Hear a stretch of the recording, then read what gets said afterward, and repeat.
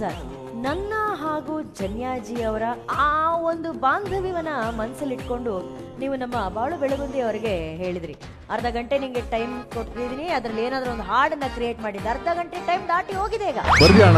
ಹಾ ಸರ್, ಈಗಷ್ಟೇ ಬರ್ದಿದ್ದೀನಿ ಸರ್. ಒಳಗೆ ಪ್ರೀತಿ ಮಾಡ್ತವ್ರೆ, ನಮ್ಮ ಮುಂದೆ ಯಾಕೋ ಹೇಳ್ತಿಲ್ಲ.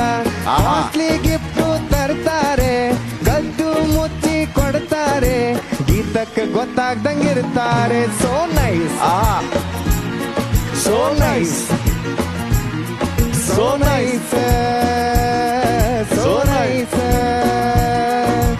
ಇಬ್ಬರು ಕನ್ನಡಕ ಹಾಕವ್ರೆ, ಕನ್ನಡದ ಯಾರಿಗೂ ಕಾಣಲ್ಲ.